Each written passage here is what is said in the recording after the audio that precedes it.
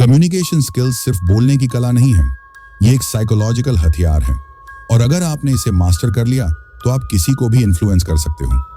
आपने कभी सोचा है, कुछ लोग एक ही बात बोलते हैं लेकिन सामने वाला उस पर ध्यान नहीं देता और कोई दूसरा वही बात कहे तो लोग उसे फॉलो भी करते हैं और ट्रस्ट भी करते हैं। असल में फर्क होता है कैसे बोला गया ना कि सिर्फ क्या बोला गया। इसलिए आज हम बात करेंगे 5 ऐसी कम्युनिकेशन साइकोलॉजी टेक्निक्स की जो आपकी बातों को नजरअंदाज नहीं बल्कि याद रखा जाएगा। सबसे पहली और शायद सबसे पावरफुल कम्युनिकेशन टेक्निक है मिरर टेक्निक। कभी कभी ऐसा होता है ना कि आप किसी से पहली बार मिलते हो लेकिन कुछ ही मिनटों में ऐसा फील होता है कि यार ये बंदा अपना सा लग रहा है। वो कनेक्शन अचानक से बन जाता है और आप सोचने लगते हो ऐसा क्या खास हुआ। असल में सामने वाला इंसान शायद आपकी body language, tone of voice या बोलने का स्टाइल थोड़ा बहुत मैच कर रहा था।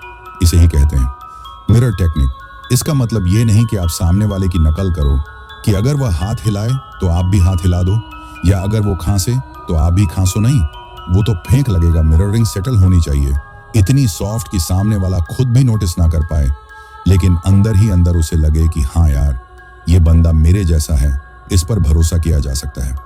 उदाहरण के लिए अगर कोई बहुत धीरे और शांत बोल रहा है तो आप भी उसी पेस में रिस्पॉन्ड करो।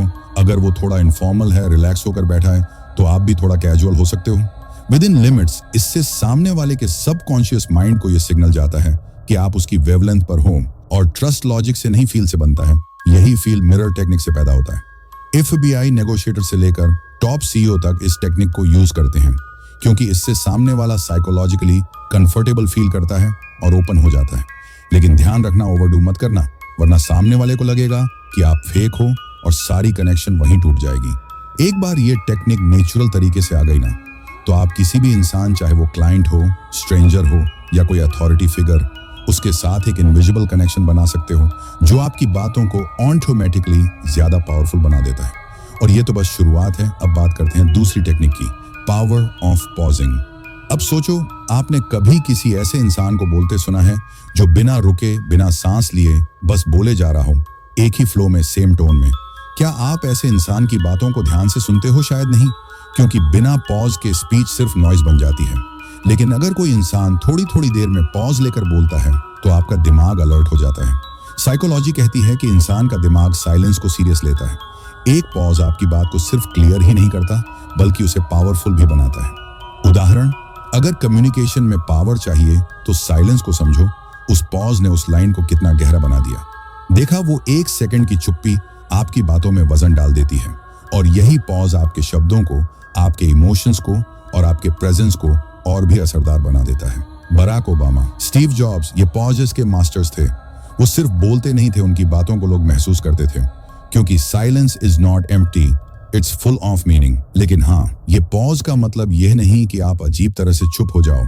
आपको जानना है कि कहाँ पॉज लेना है, कितनी देर का लेना है, क्योंकि पॉज, टोन और बॉडी लैंग्वेज ये तीनों मिलकर आपके शब्दों में वो इम्पैक्ट पैदा करते हैं जो शोर मचाने से नहीं आता। अब बारी है तीसरी टेक्निक की, एक्टिव लिसनिंग। देखो, ज्यादातर लोग सुनते नहीं हैं, वो बस अपनी बारी का इंतजार कर रहे होते हैं। आप कुछ बोल रहे हो लेकिन उनका दिमाग कहीं और चल रहा होता है। अब मैं क्या बोलूं? अब सोचो, अगर कोई आपकी बात के बीच में मोबाइल देखे, इधर उधर झांके या बस ब्लैंक फेस बनाए बैठे रहे, आपको कैसा लगेगा? लगेगा कि आपकी बात की कोई वैल्यू नहीं है।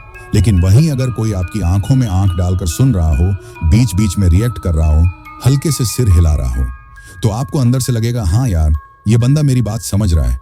यही होती है एक्टिव लिसनिंग। ये कोई एक्टिंग नहीं है, ये एक एटीट्यूड है।